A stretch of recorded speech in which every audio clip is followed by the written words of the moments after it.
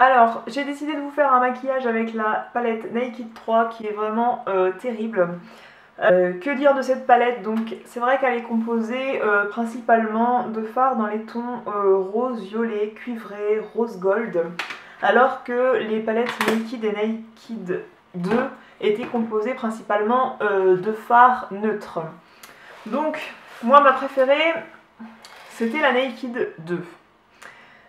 Pourquoi déjà au niveau du packaging, entre temps ils ont appris, au début ils avaient fait un packaging un peu velours, donc très salissant et peu solide. Ensuite ils ont fait ce packaging beaucoup plus solide, donc métallique, qui ferme très bien.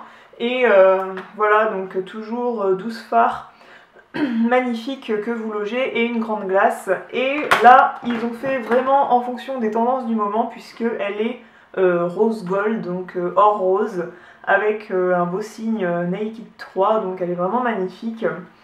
Donc moi je trouve que c'est un très beau clin d'œil à l'année 2013 où le rose gold a fait sensation auprès de toutes les filles. Et voilà, en fait, donc la première palette Naked était composée de fards très dorés, donc très très jolis, et donc très portables. Vous pouvez faire de magnifiques maquillages neutres avec ça. Ensuite, vous avez la Naked 2 qui est la palette de neutre, mais vraiment par excellence. Je pense que si toutes les filles devaient choisir, elles choisiraient toute la Naked 2. Vous pouvez vous maquiller pour n'importe quelle occasion avec ça. Vraiment, que vous alliez à un mariage, que vous alliez bosser, que vous alliez à une soirée entre amis, vraiment, vous pouvez utiliser cette palette-là et vous ferez tout avec. Tout, et vous ferez un très joli maquillage neutre qui passera partout. Et quelles que soient vos tenues, le maquillage sera très très joli et très assorti avec ce que vous porterez. Donc voilà, donc celle-là, tout le monde l'adore pour ça. Mais je trouve que finalement, on s'en lasse un peu de celle-ci et finalement, vous trouvez des palettes de neutres qui vont ressembler beaucoup à ces deux palettes-là, alors que là, ils ont créé vraiment une palette, mais un dégradé de couleurs vraiment magnifique qu'on retrouve pas partout en fait. Je trouve que donc il y a un phare un peu blanc pour illuminer l'arcade sourcilière. Vous avez un noir donc, qui ressemble beaucoup à un fard MAC que j'utilise souvent en liner. Donc c'est un violet avec des reflets noirs. Et là, vous pouvez donc mouiller votre pinceau, biseauter et du coup appliquer ça en trait de liner, c'est magnifique. Mais il y a aussi un très joli cuivré, très très beau, difficilement retrouvable ailleurs. Vous avez des roses un peu bruns, très très jolis pour le creux de l'œil. Ça aussi, vous le trouvez pas dans une autre palette. Enfin, j'avais beau regarder un peu dans le Sephora, parce que je suis pas riche en palettes pour les yeux non plus par rapport à d'autres blogueuses ou youtubeuses. Là, j'avais beau swatcher d'autres fards dans les magasins, je retrouvais pas du tout ces teintes-là, alors que la palette Naked 2, il y a Clinique qui a sorti une palette de neutres avec des fards un peu similaires. Vous trouvez beaucoup les fards neutres de la Naked et de la Naked 2 dans d'autres marques. Là, vous avez un violet magnifique que je porte sur les yeux ici. Enfin, il est très très très joli. Et les marrons un peu rosés sont vraiment terribles. Terrible, terrible, terrible.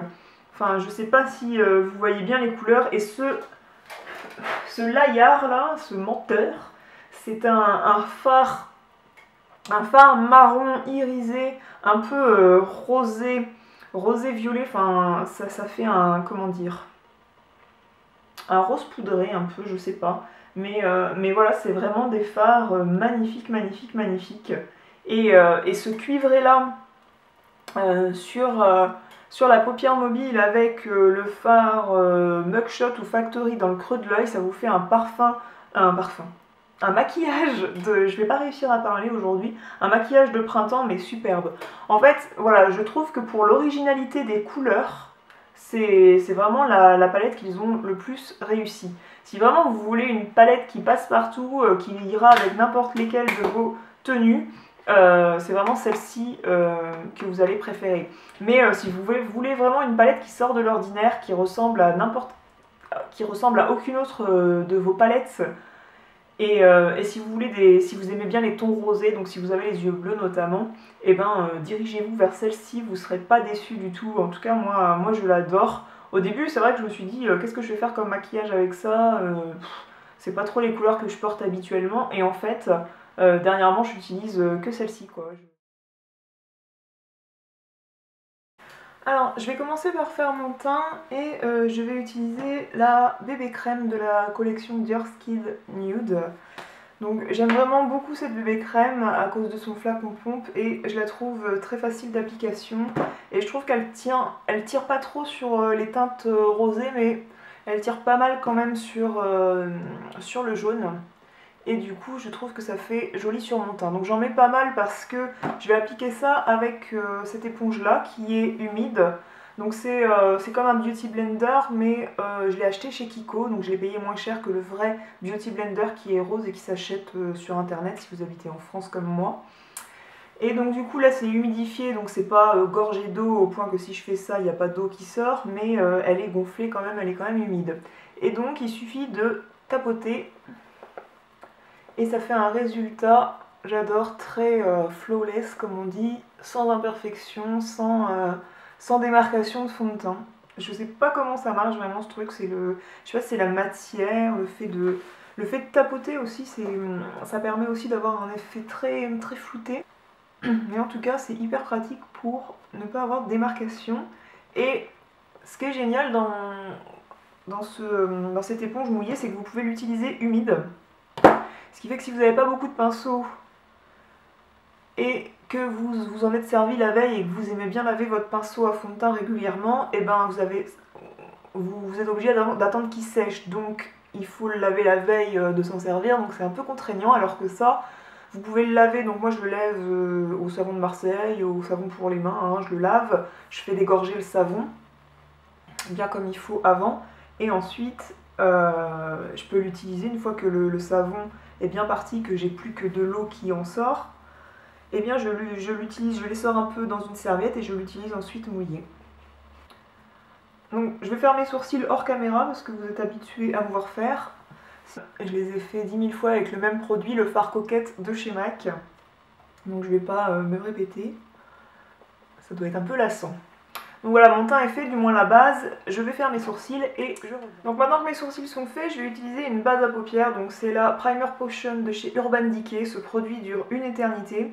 Si vraiment vous l'achetez, il faut que vous sachiez que l'argent n'est pas ruiné en 3 utilisations. Je crois que ça fait 2 ans que je l'ai. J'espère que ça ne périme pas ce genre de choses. Je ne pense pas, en tout cas je trouve qu'elle tient toujours aussi bien les farces. Donc je vais en mettre aussi un peu en dessous de l'œil. Et ensuite, pour faire la base de tout charbonneux, ce qui est bien, c'est de mettre du crayon, donc un crayon foncé. Donc là, j'ai choisi le crayon Rockstar, il n'est pas noir, mais il est violet. Et je vais en mettre un peu en vrac sur ma paupière mobile, et bien par contre sur le ras de cils. Je passe bien au ras des cils. Et ensuite, je vais l'estomper, donc ça n'a pas besoin d'être précis, c'est vraiment uniquement pour faire une base. Ensuite, je vais prendre ce pinceau 239 de chez MAC et je vais prendre la palette Naked. Et je vais utiliser le fard Dark Side. Donc c'est celui qui est ici. Oups, c'est celui-ci. Je vais l'utiliser sur le fard violet que j'ai appliqué. Ensuite, je viens prendre le fard Nooner qui est ici. Donc c'est un rose foncé, un brun un petit peu. Et je viens le prendre avec un petit pinceau crayon que je tapote et je vais m'en servir pour estomper ce que j'ai mis juste avant et en même temps teinter le petit creux de l'œil qui est là. Donc j'hésite pas à venir jusqu'ici là en mettre parce que je veux vraiment un œil, un maquillage très prononcé on va dire. Oups. Et ensuite je viens prendre un pinceau crayon comme ceci. Donc celui-ci c'est un Kiko, c'est un numéro 207 pour les yeux. Et je vais venir prendre le fard Factory que je vais venir aussi, donc c'est celui-ci, hop hop hop, que je vais venir aussi mettre dans le creux de l'œil pour accentuer cet effet irisé. Et je reviens estomper ensuite avec mon pinceau crayon. Je vais prendre le fard Black Earth, pardon. Hop.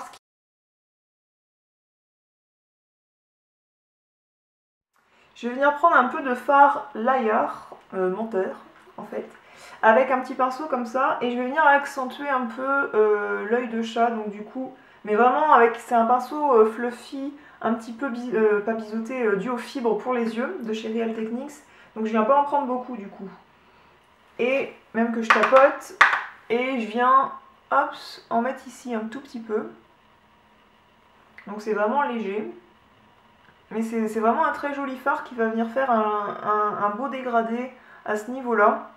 Et ça va faire vraiment un œil, c'est plutôt un maquillage de soirée.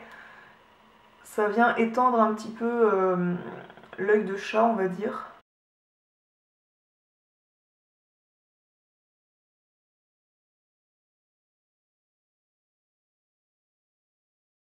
Voilà. Et du coup, ce fard Liar, je vais venir en appliquer un petit peu en ras de cils inférieur dans le coin interne et dans la première moitié de l'œil.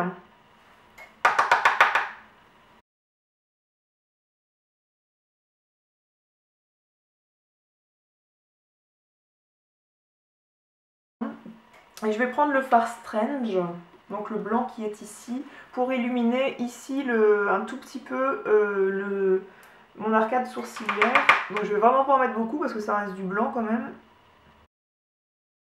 Eyeliner, je vais utiliser un eyeliner en stylo comme ça, enfin en feutre. Et c'est un super liner Perfect Slim de chez L'Oréal.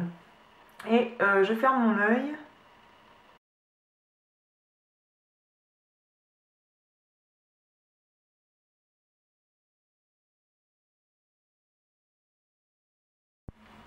Pour être cohérent dans tout ça, je vais venir tracer un trait de crayon dans la muqueuse. Donc je vais prendre du crayon violet pour que ce soit intense, foncé, mais pas trop. Ensuite, avant de mettre le mascara, je vais venir mettre de l'anti-cerne. Donc c'est le l'anti-cerne Shiseido, le correcteur de teint soyeux, qui se présente comme ça dans un tube noir. Moi j'ai la couleur médium beige, donc beige naturel. Euh, il en faut vraiment très peu, il faut vraiment le doser. Il est très pigmenté, donc il cache quand même bien le bleu ou le violet que j'ai là. Et puis avec un maquillage comme ça, c'est quand même important de bien camoufler les cernes parce que mettre du violet sur les yeux quand on a des cernes qui ont des sous-tons violets ou bleus, ça reste quand même inévitable. Sinon, ça va plus vous fatiguer le regard qu'autre chose. Mais quand même, il faut en mettre très peu parce qu'il est quand même assez épais ce truc. Il est vraiment très orangé et du coup, ça peut vite vous plomber le regard plutôt qu'autre chose. Donc j'en mets vraiment petit à petit et je le tapote pour bien le fixer, mais je viens pas vraiment en foutre des quantités astronomiques, sinon ça fait pas joli du tout. Et je viens surtout pas le poudrer, il a pas besoin, franchement, il file pas entre les plis, il n'y a pas besoin de le fixer plus que ça. Donc ensuite, pour poudrer mon visage, je vais utiliser deux poudres différentes. Donc pour les zones où je brille le moins, donc c'est-à-dire les joues, je vais utiliser la Mineralize Skin Finish de MAC. Elle est quand même beaucoup plus lumineuse. Et elle est plus lumineuse et pas... elle n'est pas très matifiante finalement cette poudre. Donc j'utilise le pinceau plat comme ceci, je viens en prélever un tout petit peu. Et hop, j'en mets ici.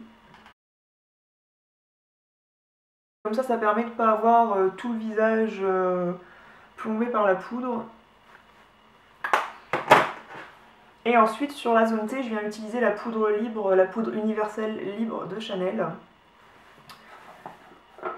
dont j'ai déjà fait un article, je vous le remettrai en barre d'infos. J'avais fait un article sur le fait que pour moi, ce pinceau avec cette poudre-là, c'était vraiment l'accord parfait. Donc je viens en prendre juste ce qu'il faut pour matifier, mais pas avoir un effet cartonné.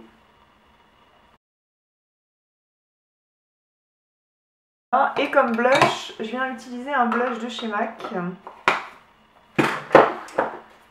Je vais peut-être mettre du mascara déjà, ça sera bien pour finir tout ça. Je vais surtout recourber mes cils puisque, histoire d'avoir un regard genre je t'écoute, je viens utiliser ce mascara que j'ai découvert il y a peu. Je l'ai acheté il n'y a pas longtemps dans la gamme Bourjois. Franchement, j'ai découvert plein de super produits chez Bourjois dernièrement. J'ai fait un article sur les Color Edition et les rouges à lèvres Rouge Edition. Color Edition, Rouge Edition, vous le dites comme vous voulez. Et ça c'est un vieux mascara pourtant de chez Bourjois, mais je connaissais pas les mascaras de chez eux. C'est le volume Glamour Max Definition. Et il a une brosse comme ceci. Il est vraiment très bien, donc moi j'essuie quand même la brosse et le bout de la brosse dans un mouchoir en papier pour pas faire des gros paquets. Et une fois que j'ai courbé mes cils, je viens l'appliquer de la base des cils pour ensuite l'étendre jusqu'au bout. Et niveau volume, ça tient ses promesses, comme dirait Cyril Lignac. Donc t'annonces du volume, tu as du volume. Hops. Donc là t'essayes de pas t'en foutre partout quand t'as posé ton anti-cerne avant. Donc si ça a fait des paquets là comme sur mon œil gauche, n'hésitez pas à utiliser ce petit genre de brosse en picot dur comme ça pour repasser dedans. Donc pas attendre que ça sèche. Hops. Et voilà. Et ensuite pour les ras de cils inférieurs, je vais utiliser mon petit mascara de chez Clinique qui est parfait. Donc je viens pas vraiment allonger les petits cils, je viens juste passer sur la base pour marquer la base des cils et voir qu'on voit que j'ai des cils, mais je viens pas les allonger. Hop, donc du coup je viens passer comme ça par petits, je fais des petits trucs comme ça à la base, mais je viens pas allonger, passer sur toute la longueur du cil. C'est un choix parce que moi j'aime pas les cils en pâte d'araignée là. Et je vais venir utiliser le blush Pinch Me de chez MAC. Et je vais prendre pour cela un pinceau comme ça de chez Real Techniques qui est duo fibre, mais duo fibre très tassé, et c'est le Stippling Brush. Je viens bien en mettre sur les joues, mais ensuite je vais devoir l'estomper parce que... Enfin, peut-être qu'à la caméra vous le voyez pas trop, quoique là il est quand même pas mal intense. Je vais pas trop l'estomper pour que vous le voyez bien à la caméra, ce blush. Il est vraiment joli, c'est un de mes blushs préférés. Avec le fard, je vais prendre le fard Strange blanc de tout à l'heure. Je prends un petit pinceau comme ça et je vais venir passer dans le coin interne. J'ai peut-être tort. Le mieux est l'ennemi du bien parfois, mais... Et ensuite, je vais venir mettre du rouge à lèvres. Et comme je vous disais tout à l'heure, j'adore les rouges éditions. Donc dans l'article que j'avais fait, je vous avais présenté celui-ci qui est un très joli rose. Et j'ai pas pu m'empêcher d'en acheter un autre. J'ai acheté le Pêche Cozy numéro 3 de cette gamme là et il est vraiment top. C'est un très très joli corail. Et il sera très joli et très discret avec ce genre de make-up là. Il me fait un peu penser au Chins de Chanel, mais il serait limite plus pigmenté en fait.